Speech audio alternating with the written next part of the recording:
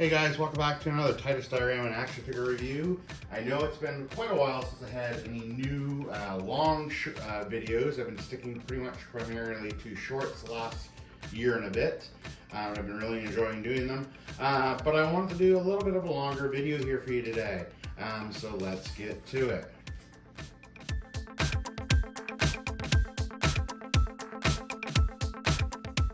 Alright, so some of you may know that Thomas Goes Nostalgic issued a Teenage Mutant Ninja Turtles diorama build challenge. I will put a photo up right now so you guys can reference that particular photo and go watch that video that he posted back in January. Anyway, I kind of wanted to give you a little bit of a sneak peek of what I'm doing, and mine's going to be very basic. And I do have some shorts that will be coming out later that's going to cover all the steps of building this. But today I'm actually going to go ahead and just cut out the pieces that need to be cut out or cut off. Mainly this top piece here, which I may end up utilizing as just a floor piece down on the bottom. And the midsection here. This is going to be a bit harder to do just due to the fact that I have to cut it and make it as square as possible so it looks okay. It just takes time to do that. If I had my hot wire table, it'd make it a little bit easier, basically because I could go in, not all the way to the line, but I can go close to the line and then come back with my blade and actually cut it out nice and square. So when you're doing any type of foam cuts with this type of foam, what you want to do is you want to make sure that the blade that you're using is nice and sharp. And either have replacement blades or have a sharpener. And then you don't want to try to do it all in one go. You want to work slowly. So I'll usually extend the blade out just a little bit. And I've already made sure that when I put this in, the blade is there. It's on the line I have. And I have these 1, 2, 3 blocks to help stabilize this nice long metal ruler. And then you just go across. Short, shallow cuts. And if you feel it dragging, it means that it's not quite sharp enough. So I'm just gonna sharpen the blade a little bit because I want to try to make it as pristine as possible. That doesn't always end up being the case. But like I said, you just go nice and slow, you work through it. It also depends on the grain of the foam that you're cutting with. The foam has grain just like wood does. And I'm sorry if there's really large screeches. I really do apologize.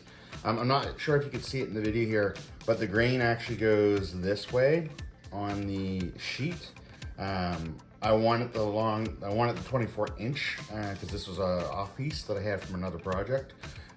So hence the reason why I didn't go with the grain. If I had gone with the grain, this part would have been easier to cut.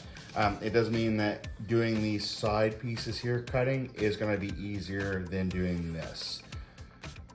And anyway, you just keep going, and normally you can do like 2 or 3 cuts. I can already tell that down on this side, it's not gonna be as clean as the other side. But yeah, you just keep doing the cuts till you feel like you're most of the way through. And then the cool thing about these guys is that you could take the ruler off, hang this over the side of the table, and just gently tap it, and that should break the rest of it off, and it should be a nice clean cut. So I'll show you that after I do that.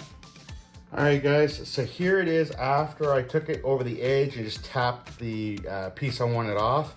And as you can see, it's fairly good. You can see there is some chugging away from the foam that happened while I was cutting it.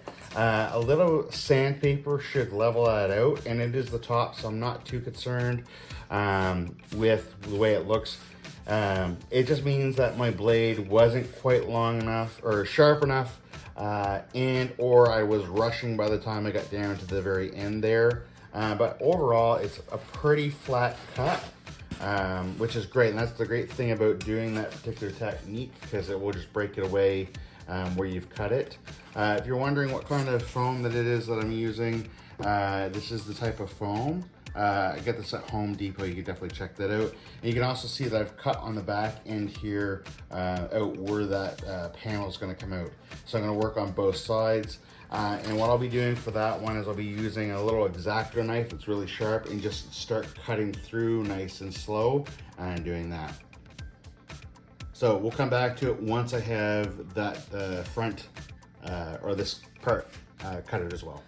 All right guys, so I wanted to talk a little bit more about what happens when you cut against the grain when you're cutting with the grain.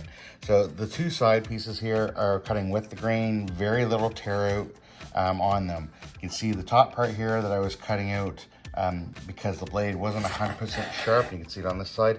It did do some tear out. The reason why the bottom section is a little bit more smoother is I did the same technique as I did with the top. I cut about halfway through. I had already cut the sides out. And then I just took it over the edge of the corner and tapped it so that way the middle section would break off. Anyway guys, that's how you can go ahead and cut foam. If you have a hot wire cutter, of course that will make things a lot easier for you. When you get really good at it, you can just run it along the lines and it'll come out pretty much perfect. Anyway guys, I hope that you liked this video. If you did, click on the like button. If you haven't already subscribed to the channel, subscribe, and until next time, stay nerdy.